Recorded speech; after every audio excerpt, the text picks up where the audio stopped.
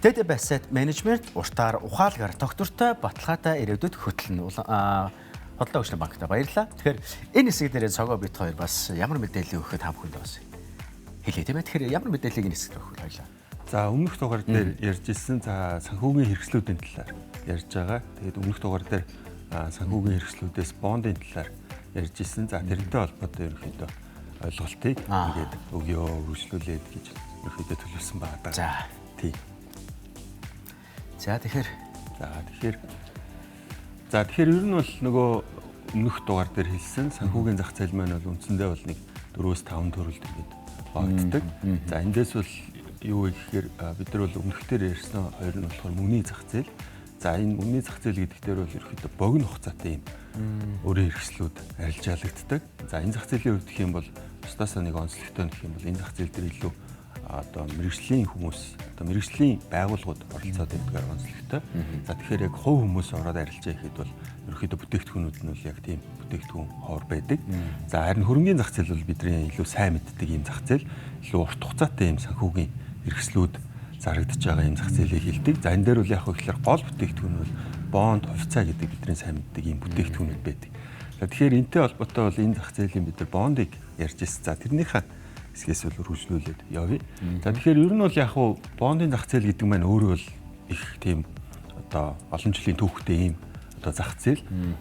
Тэгвэл Монголд бол энэ бондын зах зээл хизээ яг юм илүү одоо нөгөө мэрэгжлийн хүмүүс оролцоо зохион байгуулалтанд ороод арилжаанд орж эхэлсэн бэ гэхээр 21 он 9 сард одоо бондын зах зээл маань одоо илүү юм зохион байгуулалтын хэлбэрлөө шилжээд 2021 он гэсэн үг шүү дээ. 21 он. За тэгэхээр одоо бол нэг 5 жилийн хугацаа ерөөхдөө өнгөрж байгаа гэж ойлгож байна. За тэгэхээр бондын зах зээлийн хувьд гэх юм бол зөвхөн өнгөрсөн жил гэхэд яг хөө ихлээр 2.4 их найд одоо төгрөгийн ийм бонд. За мөн энэ дээр нэмээд бас нэг 200 гаруй сая долларын бонд ерөөхдөө энэ зах зээл дээрээс хүмүүс ингээд татан дөвлөрүүлсэн байгаа. Тэгэхээр энэ зах зээл хөгжснөөрөө болохоор яг хөө ихлээр ямар давуу талтай вэ гэхээр нэг талдаа нөх хөрөнгө оруулагчид одоо хадгаламжч гэдэг юм уу те бусад энэ бүтээгдэхүүнтэй харьцуулахад илүү одоо сонголттой болж эхэлж байгаа гэсэн үг. За жишээ нь бондын зах зээл одоо энэ одоо зохион байгуулалтанд ороогүй байхад бол хүмүүстэй яг ихлээр нэг үл хадгаламжинд хийх, за нэг үл яг ихлээр одоо дотоодын хувьцаанд хөрөнгө оруулалт хийх юм боломжууд байсан. Тэгэхээр аль аль нь мэдээж нэг хөрөнгө оруулагчийн хувьд ялгаатай. За жишээ нь одоо бид нар яг ингээд хувьцаатай харьцуулаад үзэх юм бол яг ихээр хадгаламж маань бол илүү эрсдэл багтай. За тэгээд дээрэс нь нөгөө нэг яг ямар хэмжээний өгөөж өгөх гээд байгаа нь тодорхой байдаг шүү дээ. За би ингээд ямар ч энэ хадгаламжинд хийх юм байна. За жилийн хугацаатай хийх юм бол би өнөөдөр ямар хэмжээний хүү авах юм бэ гэдгийг ингээд тухайн мэдэх боломжтой тооцоолждаг шүү дээ. Тооцоолж болдог. За гэтэл би ямар нэгэн хувьцаанд хийчих юм бол тэрийг бол одоо мэдэх хүн бол байхгүй шүү дээ. Би одоо энэ хувьцаанд хийцэн. Энэ хувьцааг жилийн дараа надад яг хадгаламжаас илүү өндөр хүү өгөх ёстой гэдэг тийм ямар ч баталгаа байхгүй. Найдаад л байж байгаа шүү дээ. Тийм. Тэгэхээр яг хуу мэдээж нөгөө хэрвээ судалгаа хийгээд тодорхой одоо тухайн зүйл дээрээ судалсан бол нэг тодорхой хэмжээнд хүлээлт бол байна. Гэхдээ тэр хүлээлтэнд хүрнэ гэсэн бас баталгаа ерөөсөө байдаггүй. Тэгэхээр бондын зах зээл нь яг хөө гэхэлэр тэр хоёртой харьцуулахад бол яг хадгаламжтайгаар харьцуулахад бол арай жоох өндөр өгөөжтэй байх боломжтой. За гэхдээ нөгөө талдаа бол яг хөө гэхэлэр хадгаламжтайгаар харьцуулахад бол илүү эрсдэлтэй байх бас боломжтой. За бид нар одоо хадгаламж гэхээр илүү нөгөө нэг банкудаа авч үздэг тийм. Банк бол одоо мэдээж нөгөө хяналт зохицуулалт илүү өндөртэй байдаг системийн гэдэг утгаараа за бондын зах зээл дээр бол нөгөө компаниуд гаргаж байгаа. За мэдээж тэр утгаараа бодоход бол нөгөө одоо хяналтч гэдэг юм уу те зохион байгуулалтын хувьд бас яг банкны түвшинд очиж чадахгүй бол бас бүгд бас тэгж бол очиж мэдээж чадахгүй. За тэр утгаараа бол одоо жишээ тэнд бол тодорхой хэмжээний эрсдэл үүсч болно гэсэн үг. За өнгөрсөн жилийн үед л ихэд 125 компани бондын зах зээл дээр санхүүжилт татсан байдаг.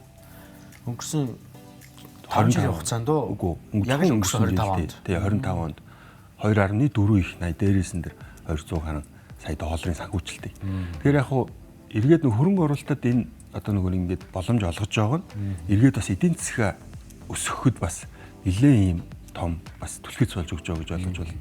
Одоо жишээ нь олон улсад ер нь хөрөнгөний зах зээл их хөгжсөн газруудад одоо бизнесүүд илүү ингээд санхүүжилт татах те ийм боломжууд хамаагүй өндөр байдаг.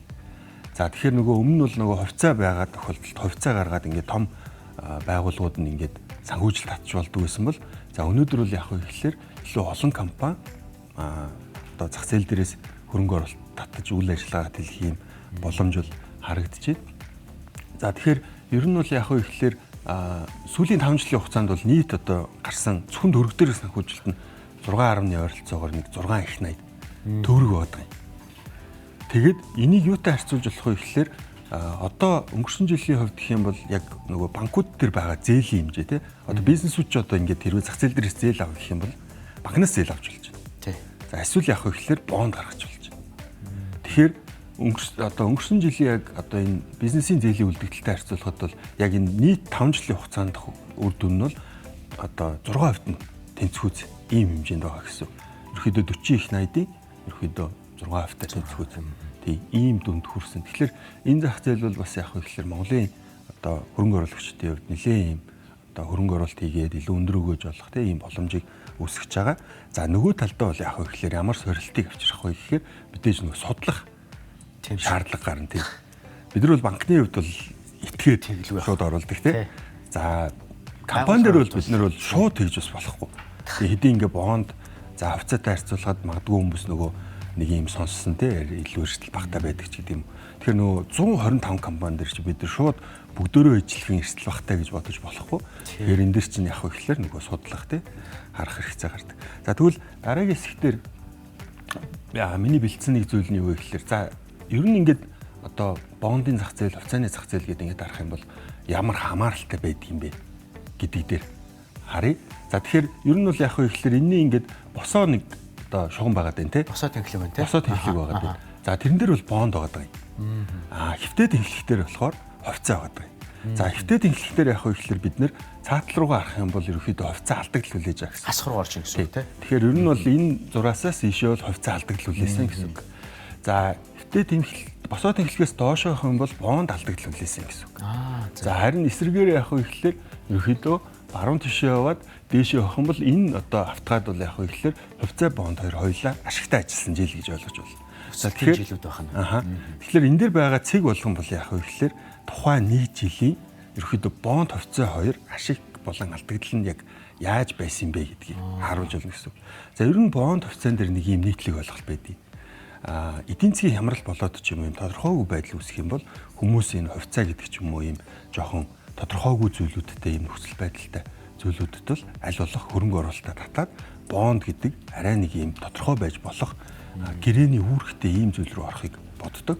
За тэгэхээр тэр тохиолдолд юу ажиглагддаг вэ гэхээр ерөөхдөө энэ нэг зүүн дээд буланд байгаа хэсэг ажиглагддаг. За тэр нь юуг илэрхийлж байгаа гэхээр энэ хэсэг баг. Тий. За жишээ нь 2008 он байна. Эдийн засгийн хямрал 2002 он байна. Бас л эдийн засгийн том хямралууд болж исэн жилүүд. За тэгэхээр энэ жилүүд дээр юу ажиглагдж байгаа гэхээр бонд ашигтай ажилласан харин хувьцаа алдагдал хүлээж байгаа гэсэн үг. Тэгэхээр ер нь бол тэр зүүн дээр байгаа цэгүүд бол бүгдөө бонд ашигтай ажиллаад нөгөө талд хувьцаа алдагдaltaй одоо байсан жилүүд байгаа. Тэгээ эндээс ингээ харах юм бол яг ихлээр ихний ерөөхдөө нөгөө ажиглаж болох зүйл нь гэх юм бол юу вэ гэхээр дийлэнх нь ерөөхдөө баруун дээдлэлт байгаа даа тий. Одоо ингээ харах юм бол дийлэх цэгүүд, дийлэх жилүүд. Тэгэхээр энэ юуг илэрхийлж байгаа вэ гэхээр дийлэхтэй бол бонд хувьцаа хоёр аль нь ерөөхдөө л эрэг өгөөж өгдгөө гэдгийг илэрхийлж байгаа гэж ойлгож байна. Харин цаатлын зүүн одоо дээр байгаа хэсэг маань одоо баруун талын дээр байгаа хэсэг маань юу илэрхийлж байгаа гэхээр тухайн жилүүдэд магадгүй ерөөхдөө нэг хямрал болоод хүмүүс бондын зах зээл рүү илүү ороод за бондын зах зээл нөгөө гэрээний үргээ биелүүлж чадах юм бол илүү өндөр одоо өгөөж өгсөн. За хувьцаа бол ерөөхдөө алдагдал хүлээсэн гэж харж байна. За тэгвэл энэ дээр ерөөхдөө онцгой бас жилүүд байдаг. За жишээ нь хамгийн онцгой жилүүд гэдэг юм бол тэнд нэг шараар тэмдэглэсэн 2022 он тийм байна тий. Саяхан болсон үйл явдал гэсэн. 3 жилийн өмнө. Тий. Тэгэхээр энэ дээр 3 жилийн өмнө тий. Энэ дээр ямар үйл явдал болж исэн бэ гэхээр бонд ч алдагдaltaй ажилласан, хувьцаанд ч орсон алдагдaltaй ажилласан ийм онцгой жил байгаа. Тийм баг шүү. Сток хасгаар 8. Бонд хасгаар 2 тий. За тэгэхээр энэ үйл явдлыг одоо энэ мэдээж юм тохиолж исэн үйл явдлуудын нэг байна шүү дээ. Тэгэхээр энэ үйл явдал өөрөө ямар онцлогтой вэ гэхээр бонд ямар үед одоо үнэ өсдөг вэ гэхээр бондын үнэ бол яг вэ гэхээр хувьцаа одоо бодлогын хүүгээд зах зээл дээр байгаа хүү ингээд буурахаар бондын үнэ өсдөг. За гэтэл яг вэ гэхээр хүү өсөх юм бол яг вэ гэхээр нөгөө бондын үнэ маань буурдаг. Тэгэхээр энэ уран хамаарал байдаг гэсэн үг. Тий. Тэгэхээр ер нь бол яг вэ гэхээр нөгөө 2022 онд бол эдийн засаг гэх юм ковидтэй холбоотой, дайнтай холбоотой жоохон докторгүй байсан шүү дээ. Тэрнтэй холбоотой унжижсэн. За тэгээд тэрнтэй холбоотой бас нэг хүүгийн одоо тодорхой бодлого явж исэн байна. Тэгэхээр энэ талаар хоёул яг ихлээр дараагийн хэсэг дээр үргэлжлүүлээ. За тэгээ энэ хэсэг дээр та бүхэнтэй цогоо үед 2 мөнгө санхүүгийн 2 дугаар хэсгийг хүрэхэд бэлэн болсон. За TDB Asset Management уртаар ухаалгаар тогтвортой баталгаатай ирээдүйд хөтлөн маш баярлалаа. За тэгэхээр энэ 2 дугаар хэсэг дээр хоёлоо бондныхаа мэдээллийг дахиад үргэлжлүүлээд хүргэн тийм ээ. За тэгэхээр энэ хэсэг дээр бондны одоо яг ямар төрөл талаас нь одоо бид бас үзэгчтэй мэдээлэл өгөх үү? За өмнөх ярьж исэн одоо хэсэг дээр үргэлжлүүлээд за тэгэхээр мэдээж нөгөө хүмүүс энэ бонд хувьцаа гэдэг маань яг бодит байдал дээр яг ямархуу өгөөжтэй байдгийг хэр одоо магадгүй доктортой байдгийг юугаараа онцлогтой байдгийг эдийг энэ график дээр ойлгоход илүү бас хэлбэр байж магадгүй. За тэгэхээр ерөнхийдөө бол яг гэхээр энэ график дээр түрүүн ярьж исэн. За ихэнх нь бол ерөнхийдөө яг гэхээр энэ зүүн дээд буланд байгаад байна шүү дээ. Тэгээ энэ буланд одоо байгаад байгаа зүйл маань юу илэрхийлж байгаа вэ гэхээр эдийн засаг бол яг гэхээр ихэнхдээ доктортой байгаа үед аль нь бол яг гэхээр ерөнхийдөө бол эерэг өгөөж өгдөг. Тэгээд эндээс нэг зүйл анзаарах юм бол яг гэхээр түрүү хэлсэн хувьцаа маань бол яг гэхээр хэвтэ тэнхлэгтэр байгаа. За хэвтэ тэнхлэг дээр илүү нөгөө ингээ харах юм бол одоо баруун тал руугаа бас нэлээд тийм одоо өндөр өгөөжтэй хувьцаа өндөр өгөөжтэй байгаа жилүүд дээр ингээ харах юм бол бонд маань яг гэхээр нэг 15% эсвэл ерөөсөө дээш нь гарахааргүй. За дээшгээ байх тусмаа бол бонд өндөр өгөөж гэсэн жилүүд гэж ойлгож байна. Тэгэхээр магадгүй нэг 80-аад онд бол ерөөхдөө яг гэхээр Америкт ямар үйл явдал болж исэн бэ гэхээр энэ инфляц гэдэг зүйл маань Монголтой л адил маш өндөр байсан жилүүд одоо 2 оронтой тоонд орж исэн ийм жилүүд байна. Тэгэхээр нөгөө трийгээ дагаад явах гэхээр бонд гэдэг зүйл маань бол хүмүүст ерөөхдөө бол яг гэхээр нөгөө худалдаа авах чадвар гэдэг бид инфляцаар хэмждэг шүү дээ. Тэрнээс өндөр өгөөж өгөхийг бол зорж идэг. Хадгаламж ч бай, бонд ч бай. Тэгэхээр нөгөө талтай яг гэхээр тэр нь өөрөө яг гэхээр нөгөө инфляц өндөр байгаа жилүүд дээр дагаад бонд бол яг гэхээр өсөж идэг. За энийг ярьж байгаа шалтгаан нь юу вэ гэхээр ер нь бол одоо нөгөө бонд гэдэг зүйл маань хувьцаатай харьцуулахад харьцангуй цөөхөн зүйлээс хамаарч тухайн бондын өгөөж ямар байх вэ гэдгийг тодорхойлогдож идэг. За жишээ нь бид нар нөгөө нэг бодлогын хүү гээл Төв банкнаас бодлогын хүү өсөлтөө буурууллаа гэл ингээд сонсдог шүү дээ. Энэ зүйл маань яг гэхээр хувьцаа бонд хоёрын бондд нь илүү хүчтэй нөлөөлж идэг. Тий. Яагаад вэ гэхээр бодлогын хүү өсөхөөр дагаад ерөөхдөө бол яг гэхээр нөгөө юм тогтмол орлого өгөх гээд байгаа хадгаламж бондын өгөөж яг гэхээр тэрнээс өндөр байх ингээд өсөх шаардлага бол хэрэгцээ үүсдэг. За тэгэхээр бидний хувьд одоо магадгүй ингээд өнөөдөр ингээд харах юм бол бодлогын хүү нэг 12% ингээд байна гэж бодоход яг гэхээр бонд хадгаламж маань одоо хэрвээ хугацаатай хадгаламж бонд авах юм бол тэрнээс өндөр өгөөж өгөх гэж зорж идэг. За түрүү хэлсэн нөгөө юм онцгой одоо жилүүдийг гээд харах юм бол 22 он байгаад байна шүү дээ. Тэгэхээр ер нь бол яг гэхээр нөгөө эдийн засаг ингээд эдийн засагт хямрал болоод унахаар юу болдгоо гэхээр нөгөө эдийн засгийг сэргээх дэмжих зорилгоор засгийн газраас яг гэхээр бодлогын хүү гэдэг зүйлээ бууруулдаг. За ингэснээр одоо давуу тал нь юу вэ гэхээр бид нар одоо нөгөө нэг ингээд зээл авъя гэж бодъё тий. Цалингийн зээл авъя. Арилжааны банкнаас. Арилжааны банкнаас. Тэгвэл яг гэхээр хэрвээ бодлогын хүү бууцсан байх юм бол дагаад нөгөө зээлийн хүн бууч. Ер нь зээлч вэ, бонд ч вэ, хадгаламжч вэ бүгд дагаад ингээд буунаа гэсэн. Тэгэхээр эргээд яг гэхээр нөгөө хүмүүс баг хүүтэй учраас яг илүү худалдаа авалтыг илүү зээлэнд хамрагдах боломж нь өгсөн. Зээлийн хүүн бага юм чинь илүү худалдаа авалтыг. За бизнесүүдийн хувьд яг гэхээр хүмүүс илүү худалдаа авалтыг хичээд дээрэс нь эдийн засаг өөрөө яг гэхээр одоо тэр мөнгөний бодлогоороо эдийн засгийг тэлэх ийм дэмжлэг явж байгаа юм байна. Ер нь цаашаа ингээд энэ доктортой байх юм бол эдийн засаг одоо унжсэн бол буцаа сэргэж магадгүй гэд. Ер нь хүүгийн түвшин ингээд буурахаар эргээд явах гэхээр нөгөө бизнесүүд бас баг хүүтэй зээл аваад эдийн засаг сэргэж байгаа юм чинь үйл ажиллагаа одоо буцаага дэлгийа гэдэг ийм одоо ерөөхдөө бол төлөв бодлогыг. За тэгэхээр 22 онд юу болсон бэ гэхээр ерөөхдөө бол нөгөө нэг эдийн засаг бол ковидтой холбоотой ерөөхдөө унжсэн. За тэрнтэй холбоотой бол яг гэхээр дэлхийн олон улсад бол ер нь маш олон энэ Төв банк за ер нь төрийн бодлогоч гэсэн яг гэхээр энэ илүү их мөнгийг одоо мөнгөний нийлүүлэлтийг зах зээл дээр оруулъя. Ингэснээрээ бол нөгөө эдийн засагт байгаа тэр нэг одоо эдийн засаг дээр чинь ер нь бол үйл ажиллагаа одоо докторгүй юм нөхцөл байдал үүсээд зогссон байдал шилжсэн шүү дээ. Тэгэхээр нөгөө хүмүүст яг гэхээр илүү тэр нөгөө мөнгөн дэмжлэг илүү олох юм бодлого явж байсан.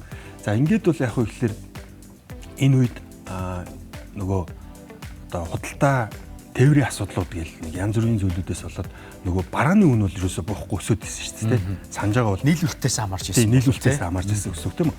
Гэтэл нөгөө талдаа эрэлт нь бол нэг тийм сайн өндөр байхааргүй ийм нөхцөл байсан. За тэгээд нөгөө нэг энэ барааны үн өсөд байгаа нь яг гэхээр бидэрт нөгөө инфляц гэдэг зүйлийг авчирдаг. Инфляц ихэвчлэн хизээ болдог гэж юу боддог вэ? Ер нь энэ талаар ер нь ажиглаж ирсэн. Би яг инфляцийн хувьд бол бараа бүтээгдэхүүний одоо юу гэдэг нь нийлүүлэлтээс хамаарат ер нь инфляц нэмэгддэг болов уу гэж би зүгээр боддгийг.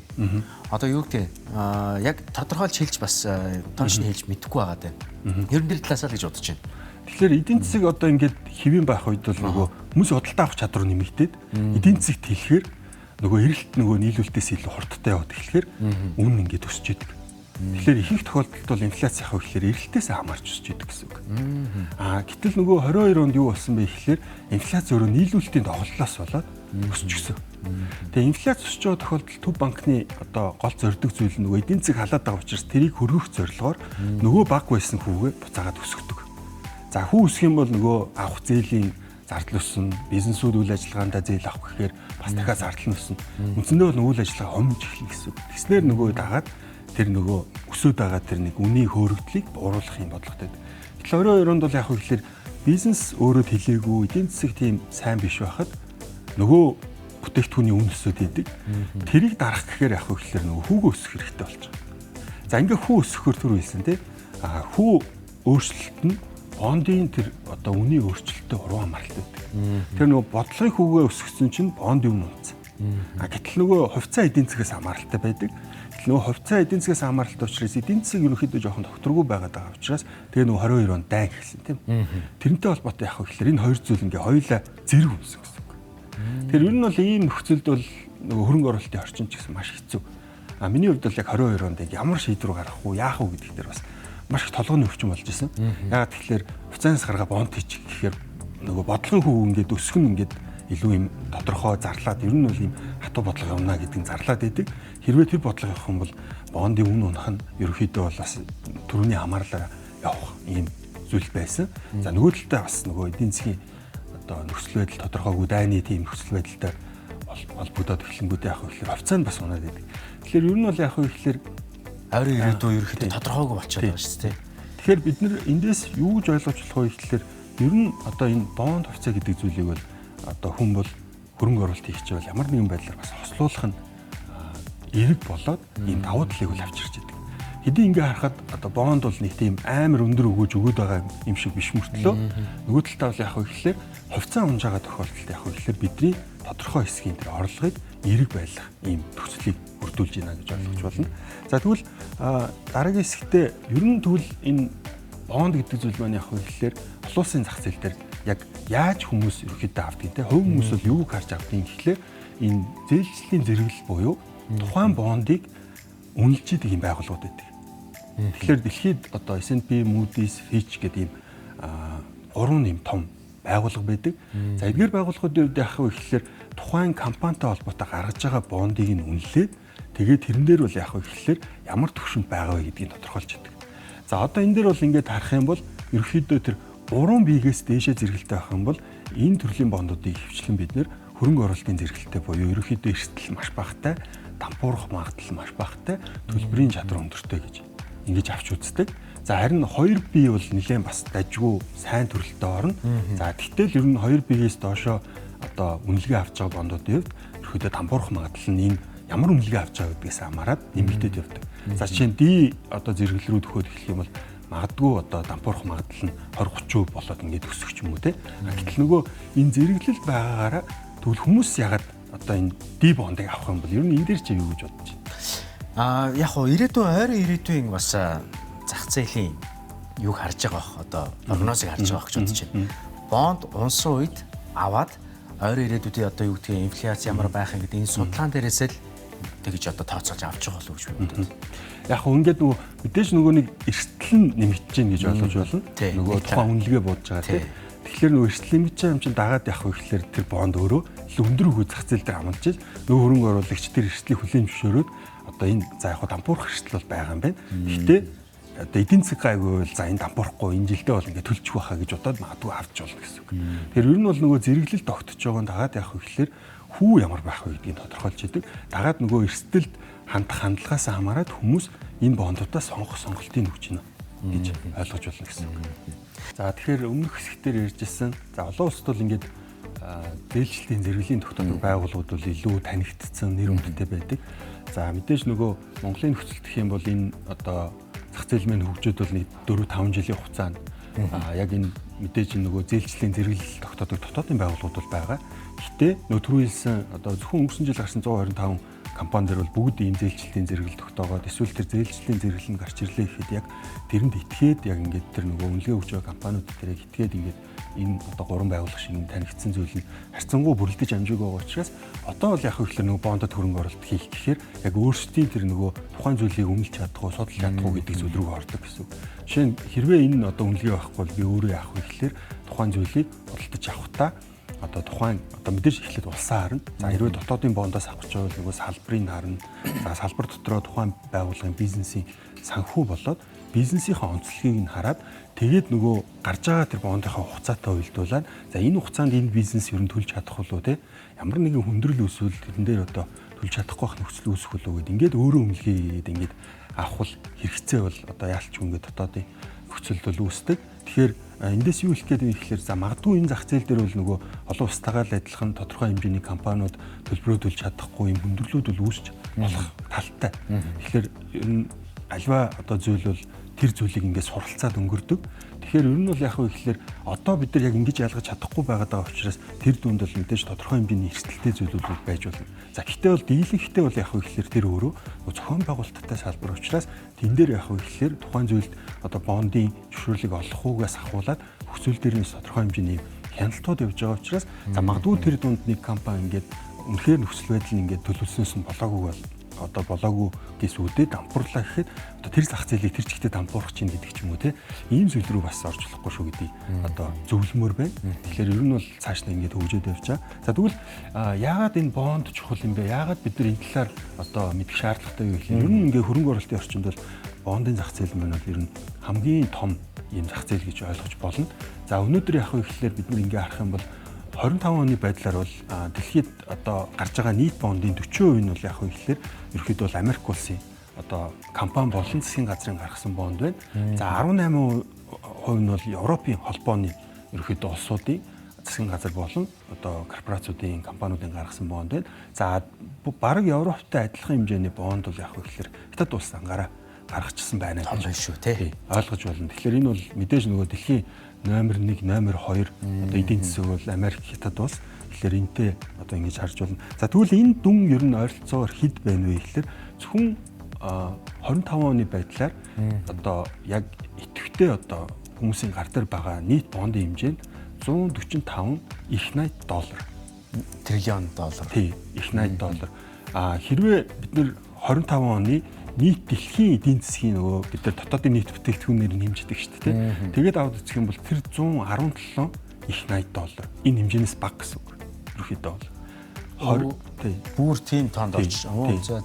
Тэгэхээр ер нь бол яг вэ гэхээр одоо энэ бондын зах зээл маань дэлхийн эдийн засгийн тэр нийт жилийн одоо хэмжээнээс илүү юм том зах зээл бол ойлгож болно. За энэ зах зээл бол одоо ингээд Монголд хөгжөөд явж байгаа. Бид нарт ингээд хөрөнгө оруулалт хийх одоо боломж маань бүрдэж байгаа нь маш том эерэг одоо тал гэж ойлгож болно гэсэн үг. За тэгэхээр дараагийн хэсгээр юуны талаар ярилцахаар бэлдсэн байгаа вэ гэхээр ер нь бол одоо мэдээж нөгөө нэг судалгаа шинжилгээгээ төрний хэлсэн шиг нөгөө салбарын ойлгоод санхүүгийн нөхцөлийг ойлгоод бизнесийг ойлгож байгаа ч гэсэн ер нь арилжаа хийж хаад явах вэ гэхээр зантлын асуудал бас нөлөөлдөг. Бид нар чинь нэгэн л хүн юм чинь одоо тухайн зүйл маань яг найдвартай бол биш шүү дээ тий. Тэгэхээр тэнд өсөөсөйг хүнд явах вэ гэхээр нөгөө зантлын за шийдвэр гаргахад бас гаргаж болох алдаанууд ч юм уу тийм ийм зүйлүүд байдаг. Тэгэхээр ер нь санхүүгийн орчинд байж хахад одоо мэргэжлийн хүмүүс яах вэ гэхээр санхүүгийн зан төлөв гэдэг зүйлтэй тодорхой хэмжээнд суралцаад за энэ дээр би ямар алдаа гаргаж иж болох вэ гэдгийг мэдчих хэрэгтэй гэсэн. Тэгэхээр энэ зөвхөн санхүүтэй холбоотой биш хүний амьдрал дээр гарч идэг ийм зан төлөвийн бас бидний мэдэхгүй даалд ийм одоо алдаанууд үүсч болно. Тэгэхээр алдаа гэдгийг юу гэж ойлгож болох вэ гэхээр хэтрүүлүүл алдаа бол.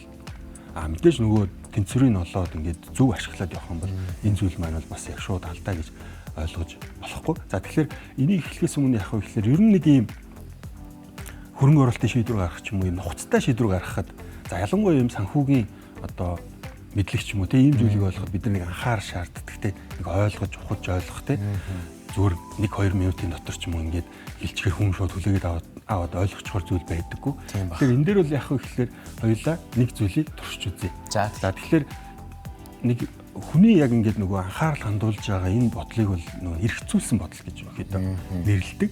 За нөгөө талдаа яах вэ гэхээр зарим тохиолдолд бид нөгөө амьдралд одоо үүсэж байгаа тэр мэдлэг, туршлага одоо тохиолдсон зүйлүүдээс хамаарат ийм рефлексив буюу ерөөхдөө маш хурдан аль болох хариуг хялбар аргаар олох. Тийм бас ерөөхдөө төлөвт байдаг. Тэгэхээр ер нь бол энэ зүйлийг мэдснээрээ ямар даваа тал үүсвэ гэхээр хэрвээ амьдралд чинь нөлөөлөх юм чухал шийдвэр гаргах ч бол аль болох эргцүүлсэн бодол төр тулгуурлал зүгээр гэж ойлгож байна. За тэгвэл хоёулаа нэг яах вэ гэхээр туршилт хийгээд үзье. Тэгэхээр чи одоо саяны зүйл дээр ингээд одоо энэ дээр бол яах вэ гэхээр аль болох эргцүүлсэн бодлоор ингээд хариултыг хэлхийг одоо бодоорой. За тэгвэл эхнийх нь текстээр өгч болохгүй нь шүү дээ. Эхний бодолт юу вэ гэхээр за 20 давхар одоо ийм байшин байна. За энд бол яах вэ гэхээр лифтэнд 20 хүн суугаад за давхар болгон дээр хүн буусан гэх юм бол ерөөхдөө лифт хэдэн давхар зогссон бай? Хэдэн удаа зогссон бай? Давхар болгонд нэг хүн буусан гэж тооцох юм болов уу? Ер нь бол тийм давхар болгонд хүн буусан гэж үзвэл. За нэг давхар зогсоод бид нар чинь сууж байгаа. Тий. За ингээд 2 3 гээд нэгийг тооцохгүй гэх юм бол 10 суу. Оо за. Тэгэхээр сая бол яах вэ гэхээр ер нь их ихтэй хүмүүс яах вэ гэхээр нөгөө 20 давхарт 20 хүн суусан гэхээр давхар болгонд хүн буусан гэвэл нөгөө рефлексив хариулт нь бол 20 гэж хэлчихдэг бол бас их байдаг. Тэгж ойлгож байна. Эргцүүлэхгүй байх нь шүү. Эргцүүлэхгүй байх нь шүү дээ. Хэлбэр за 20 гэж. За тэгвэл дараагийнх нь. За 5 угаалгын машинд 5 цагт 5 цамц угаадаг гэх юм бол 100 угаалгын машин 100 цамцыг хэдэн цагт угаах вэ? 5 угаалгын машин 5 цагт 5 цамц угаадаг. Тэгвэл 100 угаалгын машин 100 цамцыг хэдэн цагт угаах вэ? Начааса. За бодъё. 5 угаалгын машин 5 цамцыг 5 цагт юм бол 100 угаалгын машин 100 цамцыг хэдэн цагт угаах? 100 цамцыг 50 цагт уу. За тэгэхээр ер нь бол одоо сая 5 цагт нэг угаалгын машин нэг цамц угаагаад байна шүү дээ. Тэгэхээр чинь 100 угаалгын машин 100 цамц гэхээр чи ерөөхдөө бол бас адилхан 5 цагт угаана гэсэн. Юу хэлээ тэр чи та? Яагаад тэгэхээр тэр 5 гэдэг нь хүний нэг анхаарлыг сарниулаад байгаа гэсэн. Тийм байна. Тэрнээс би чамд сая яг 10 цамцыг тий 10 одоо 5 цагт 10 угаалгын машин угаадаг гэсэн бол ингээд тоо зөрчгөр хүн бол яг нөгөө нэг ингээ хялбар аргаар бодох гэж оролдохгүй гэсэн. Тэгэхээр ер нь бол одоо эргцүүлээ бодох юм бол энэ өөр адилхан 5 цагаараа л угаагаад байна. Би нэг угаалгын машин нэг цамцыг 5 цагт угаадаг гэдэг талаас нь харсан бол 5 цаг зүг хэлхөөж. Тэгэхээр ер нь бол яг хөө гэхээр энэ зүйлийг бид нэр ойлгох нь их чухал байдаг. Тэгэхээр дараа 7 хоногийнхоо сэдвээр өргөжлүүлээд энэ санхүүгийн зан төлөв юу вэ гэдэг талаар хоёул өргөжлүүлээд ирлээ. За энэ удаад бол яг хав гарагт оршиж байгаа. Эх 7 хоногийн даваа гарагт бол манай мөнх санхүүгийн булан өөрийн 3 хэсгээрээ бас мэдээлэл хөргөд явна гэсэн үг.